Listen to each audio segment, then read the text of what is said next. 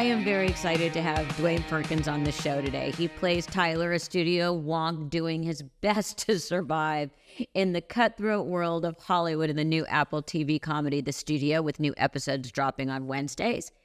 He was absolutely hilarious in The Blackening, which he co-wrote and starred in.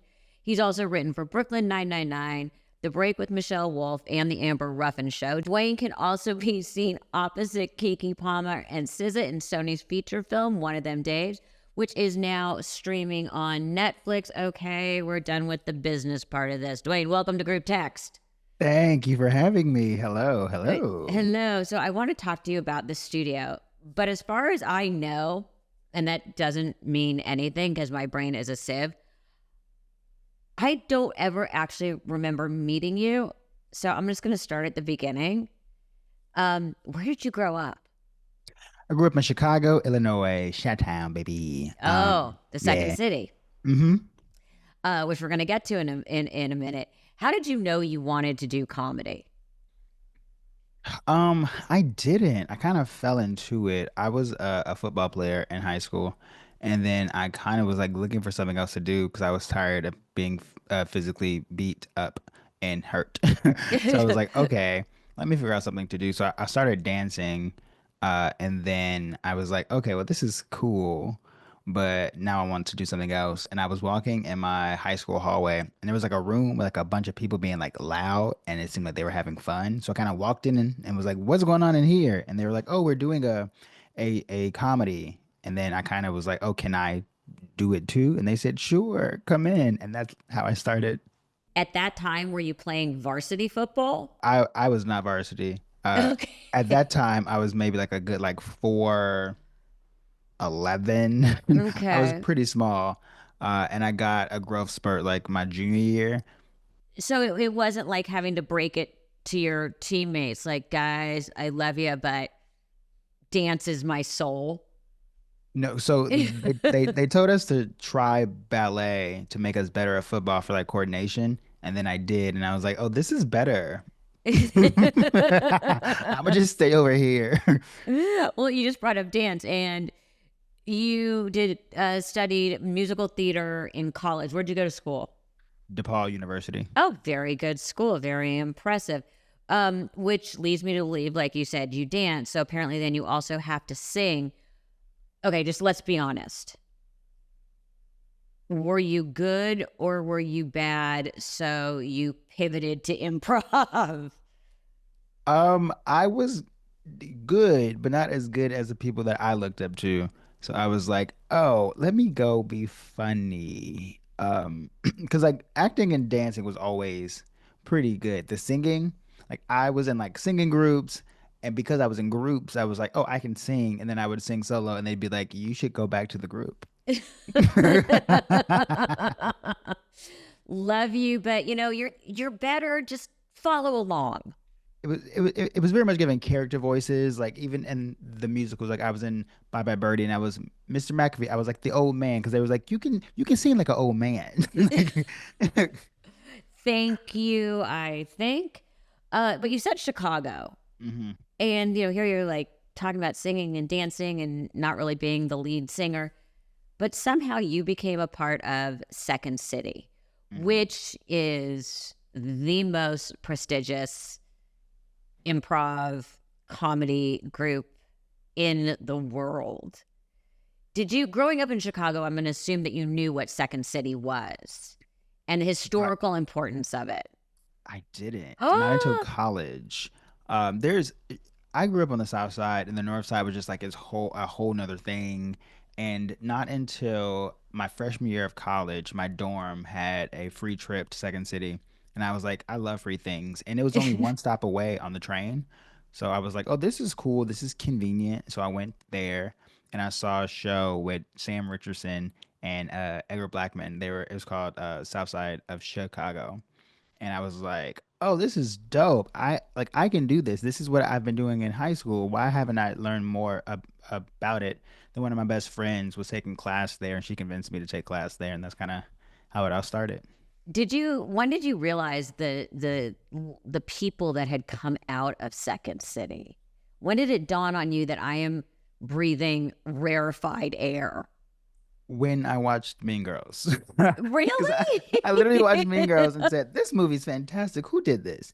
Then that's how I found out about Tina Fey. And then I was like, oh, okay, SNL. Then I saw the connection to Second City. And that's kind of, it all came pretty late. And I then saw all the comedic royalty that came out of there. And then going and taking class there, the building was just full of like information, pictures. And I was just walk through and see so many people came through there. I just met Keegan Michael Key during the press tour of the studio, and we were in the same touring company years later. And I was like, "Yeah, I followed your career pretty heavily," and it was like a cool moment for the both of us. First scenes that I did at Second City was one that he wrote and was in, so it was like a cool full circle moment. And you realize it goes way, way back. Absolutely, very far back. Yeah. I mean, the people that have allowed all of us to do what we do started it by, I mean, it was the first place you could be edgy. Yeah, I mean, it was a bit like I've met some of the people that I'm still closest to right now was because of that building. So I'm very grateful for the things that I experienced. So all of a sudden, so you're doing improv. What made you think, gee, stand up looks like fun? Because by the way, you know that a normal person doesn't think that. You Like know, nobody says, please, I'm going to stand up on the stage with a microphone by myself and I'm going to say things. And I hope you at least laugh, if not with me, at me. That is not a normal person's way of thinking. And the fact that you're a writer tells me everything about your personality, having grown up with a writer stand up. I mean, stand up really came, it was a strategic thing more than creative at first. I was in a show in DC, a Second City show that was half stand up and half sketch. The Blackening sketch was actually from that show. And I saw the way that people looked at stand up versus improv and sketch. And in Chicago, there was always this kind of like competition where there was like, you do improv or sketch or you do stand up. And I was like, why? What is this fight? Like, this seems weird. And then some Comedy Central executives came to the show, and the way that they looked at the stand ups versus the way that they looked at me was just very different. There's like a different credibility. And so the stand-ups were like, "Yeah, you should just try stand-up." And then I tried stand-up and I realized that that was the art form which I had the most creative control, because up to that point I was all about like ensembles, kind of writing for these big groups or kind of having other cooks in the kitchen. And stand-up was the first time where I could do and say whatever I want. And then you can see on stage, you can see my personality, you can see that I can write, you can kind of just see every skill that I had. I would throw in dance in there. Like, it was just kind of the best art form to showcase myself. And that's kind of how I got into it. And then I saw my career kind of take off. And I was like, oh, stand up's that girl. Yeah. Did you spend a lot of time on the road working at your sets?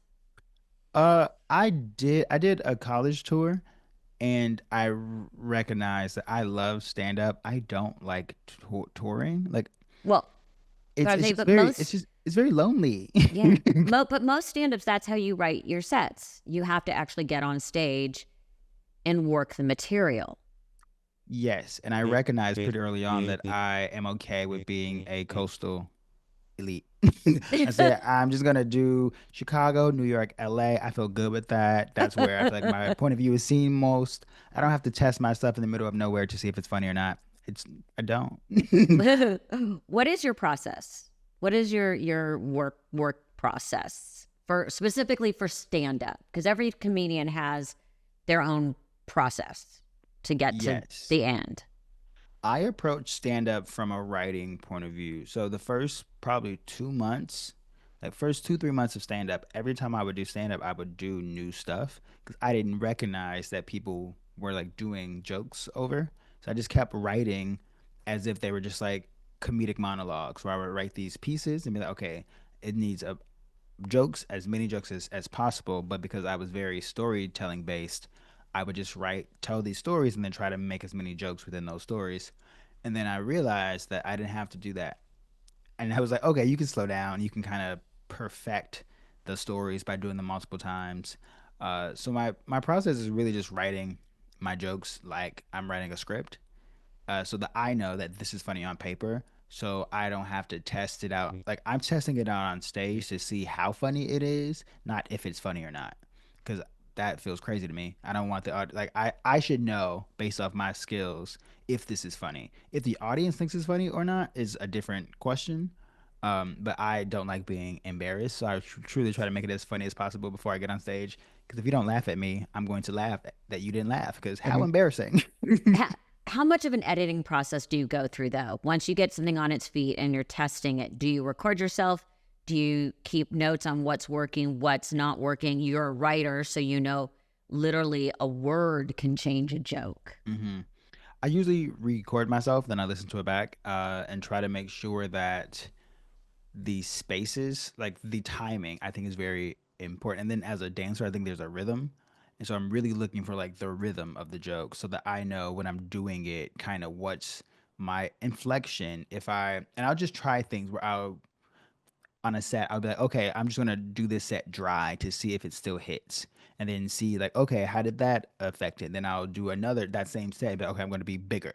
See how that affects it. So it's me just kind of experimenting to see what is the most funny and then what feels the most fun to do for myself. It's a very intellectual way to approach it, which I find you have to be smart to be funny. I agree. You know, if you're dumb, you can't be funny, or we're just laughing at you. But I agree. There is a music to comedy. So you said the Blackening started as a sketch. Yes. How did you know? Then it went to a short film, Yes. and then it became a full-length feature. How did you know it was ready to become a feature? I didn't. I only knew because a person who made features, Tracy Oliver, said that it could be. And I said, well, you've done it. And I'm just going to trust that you're right. I feel pretty confident and kind of rising to the occasion when I need to.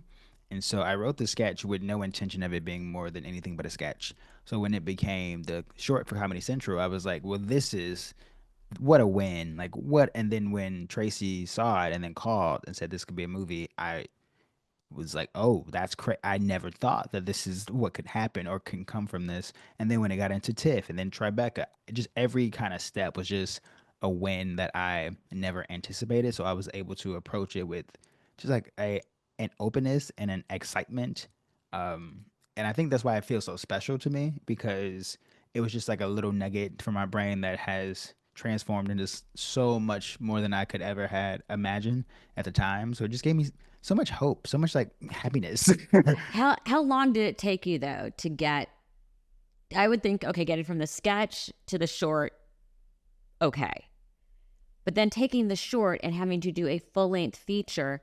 How did you decide to flesh it out? I mean, you have to basically write an hour's more worth of content. Yeah, so the sketch was written in 2016 and then it was filmed for Comedy Central in 2018 and then we sold it as a movie in 2018 as well. We wrote it pretty quickly and because there was a sketch, it was easier to know. The idea was to put the sketch in the movie and then write around the sketch. Is there? And so there was like at least a blueprint as to like, okay, we know kind of where this scene exists in the movie, what's before, what's after.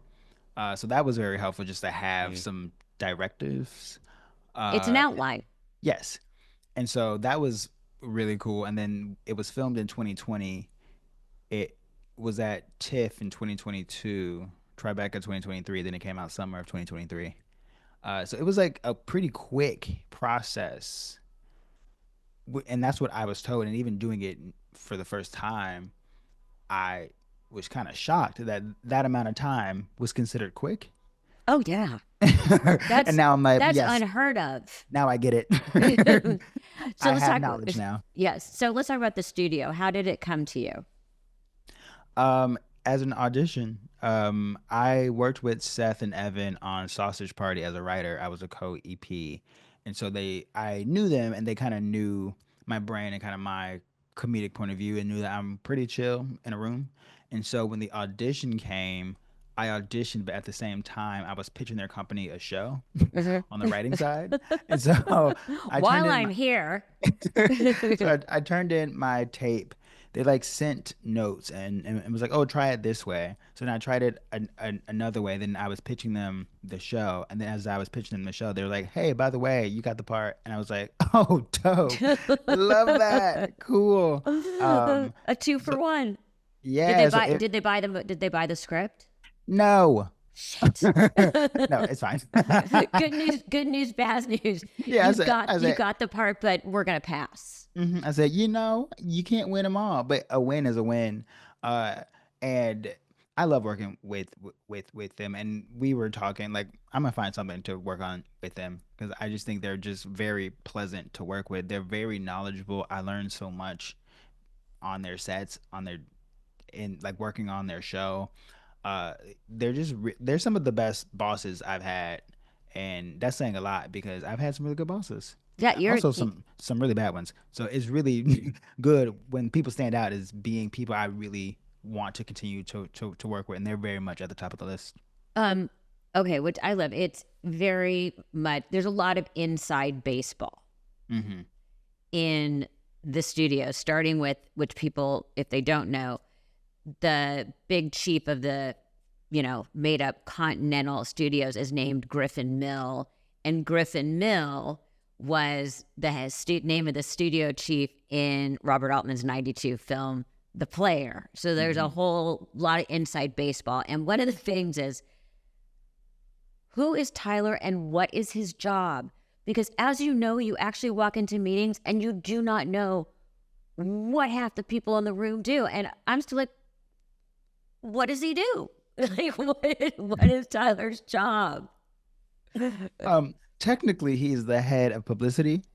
But But with isn't that it, Catherine Hahn? Or she's just the head of marketing? she's the head of marketing, and so I'm kind of like underneath her, in the sense of I feel like I'm just her little minion. uh, and if you like later on in the season you'll see more, but yeah, I just think he's in that position to be like I have a job and my job is to do what these people tell me, and I have opinions, but like is it worth giving them because what I need to do is keep this job. But I love the fact that Ryan is like, you really have no clue. And I'm just like, my husband is so not in the entertainment business. And I'm laughing and he's like I get why it's funny. He's like, but you're doing this on a different level. I'm like, yes.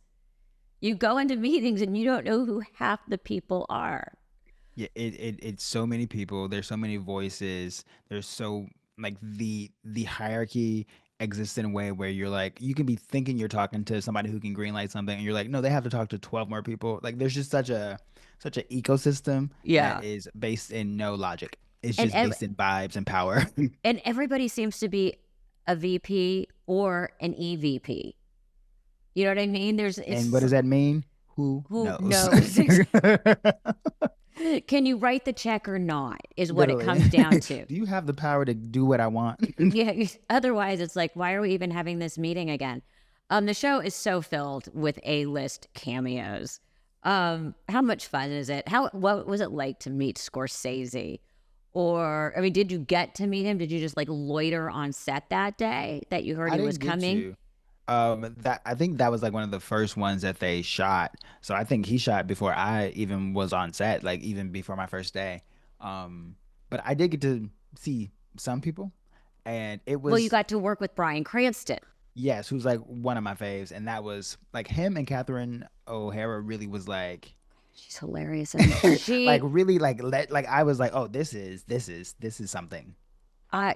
both of them were amazing, but Catherine O'Hara's scene where she is screaming, sobbing hysterically, and then stops to make a deal and picks right up absolutely destroyed me. It is a masterclass to go from being funny to being like very poignant to then back to funny, then absurd, and then they have that beautiful scene where they're like overlooking the city. There's a rainbow. Like it's such a beautifully made piece of art. Like it feels very funny, but also very artful. They really, I think, did something very, very special that I am such a fan of. Even if I wasn't a part of it, I just think they just really captured a lot of what I love about making things. Had you seen The Player before you auditioned for this, or did you go back and watch The Player? Because there are obviously parallels and winks and nods to The Player. I did not know what that was until they were talking about it. Then I had to go back and watch it and was like, oh, okay, I get it now. Yeah. Because I kept hearing them talk about like references and even the Griffith Mill. I was like, I don't know who that like, but I was like pretending to be like, yeah, I know exactly what you're talking about. And then I had to go back and be like, okay, let me go watch this. I might want to see this. So, okay, because you're also, obviously, like we said in the beginning, you are a writer. You are Mhm. not credited as a writer on the studio. How hard is it as a writer to look at a script and go, I would maybe change this, or let me try, let me go pitch a line. There was an instance on a sitcom that my mother was doing a guest shot on, and it wasn't working, so she improv some stuff, and they came up to her and said, please just stick to the script.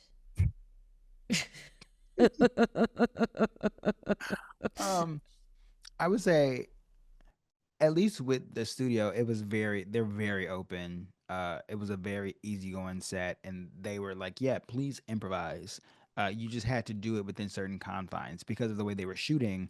If you just had to know the timing of like how much time the camera's going to be on you, since they're whipping, they're doing these one shots. So if you're trying to improvise too much, it's not going to work because the camera won't even be on you.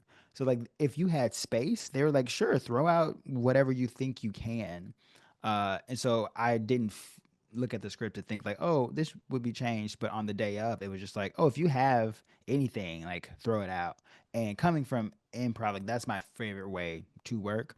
So I think that there were definitely opportunities for it. But for the most part, the script is great. But I would say there have been certain projects where I've added things and they've been like, all right, relax. And I'm like, okay. Okay, heard, got you. Let me just, can I just make a suggestion? But I would say most of the time people are pretty open to it because I think they do value, especially as an actor, because they know that I am like, and not even just like, oh, I write, but they're like, oh, you're like a writer. Like this is actually a job that you had and worked really hard on, and we know that you have like credibility in this space. So there, I try to stay in my role for the most part. But if there's ever something where I feel very inclined, most people are pretty open to the idea and see it as a pro than a con. Writers' rooms are hard. And Yes. you have been in all sorts of different ones, from Brooklyn 999. You've been on sketch shows. You've been on talk show. You've written on talk Mhm. shows, which is a whole different. Yeah, I would say that's the hardest writing that I've done. What talk show? It was the two. They were both late night shows. There was The Break with Michelle Wolf, and then Yeah, that year we did the White House Correspondents' Dinner, which we're going to which get to in a second. and then the Amber Ruffin Show, which my first season we got nominated for an Emmy, and those two were like the first. Like it's so much writing because you're writing based on current events, and they're constantly changing. So there were times where we would write so many jokes and something new would happen, and those jokes simply have to go in the garbage. You're like, oh, okay. And So it was. you're also writing in someone else's voice. Yes, and that's also a thing where you have to really know, okay, I think this is funny, but how will this work if she's saying it? Can she say like, will it hit different? So that felt like the most boot campy, where I felt like I was really like toning muscles, where my joke writing skills got the most work. Narratives is more laid back. After doing late night and going to narrative, it was a cakewalk because you're usually just sitting in a room talking. There's not a lot of pen to paper unless you're writing the episodes. But late night, you're writing constantly. Yeah. So for when Michelle did the White House Correspondents' Dinner, the New York Times said you had the best joke of the night. Yes, and Which one was it? it was a joke that was basically calling Sarah Huckabee Sanders the Uncle Tom of white women. Um, and and that was a time in my life where I was pretty new. That was my first job. And Okay, so that's wait. That was your first job. yeah, that was my first writing job. How the hell did that happen? No one suddenly goes, yeah, I think I'm going to be stand-up, I'm going to do some writing. Oh, hi, by the way, can you work on the White House Correspondents' Dinner? That's a big step, and you're leaving a lot out in the middle there. No, like it really. I submitted a packet. So Amber Ruffin and Michelle Wolf was working on Late Night with Seth Meyers, and Amber Ruffin, who I met at Second City, was like my fairy godmom. Like she was like, "Hey, there's a show. You should tell your reps that you want to submit a packet." So I submitted a packet. And funny story, my lit agent at the time quit the same day that I turned in my packet. So they never got my packet. And Amber Ruffin texted me like, "Hey, they said they never got your packet." And then she was like, "Send it to me, and I'll just give it to them." So then she gave my packet to Michelle Wolf. They read it. They asked me to come in for an interview. I interviewed and I got the job. And it just so happens she was doing White House Correspondence that year. We didn't like I didn't know when I got the job. She found out after the show was already on. So then she was like, "Also, you guys can help me write this." So it just happens that my first job was just like a 2 for 1. uh yeah, and it just happened that way. And I'm very grateful. It was actually kind of mind-blowing to be in that space. And then I learned it really helped my imposter syndrome because I recognized I was the only like black person in that room, and being able to pitch a joke that was an Uncle Tom joke, I was like, nobody else in this room would have pitched that joke. And so being able to see how my point of view was very helpful, really helped me get out of that space of thinking like, oh, do I have to like acquiesce and kind of adjust to the space? It made me recognize that I can still be my full self in whatever space that I'm in, and that's like why I'm there, is to provide this thing that nobody else can. So every comedian has one joke that they just think is hilarious that will never see the light of day. Do you have that joke? I do. There is this joke. There's two. They're pretty edgy. One's I can't do everywhere because it's like comparing like dating and school shootings. It's like a whole thing. And then there's another one that I have, this like amusement park joke, but it's like an amusement park for white people to satiate their white guilt. And it's basically just them being slaves. But and in my mind, I'm like, this is so funny. And then I will say in front of an audience, and they're like, "Stop, no, stop." You can't win them all. Can't win Sometimes them you just all. gotta take the L. Well, you are so lovely and smart, and I hope that you've had this so far. It appears to be this wonderful life, and I really hope this business does not beat the niceness out of you. Because I used to be nice too, and growing up in it, it ate my soul. Like I ran into someone the other day, a big performer. We were talking about a special he had just done with a company that I had done a previous special with. And I said something, he goes, "I'm pretty sure I just saw a part of your soul leave your body," to which I said, "What soul?" You should have been there, done that. Yeah, there's none left. But I love the studio. It's on Apple TV, new episodes every Wednesday. And one of them days, your movie is also streaming now on Netflix. And Dewayne, you're just a charm and made my day happy interviewing you. Oh my God, thank you so much. I really appreciate it. And I'm going to take your words. I also really hope this business does not beat my ass, because it has tried, and I am doing my best to fight back.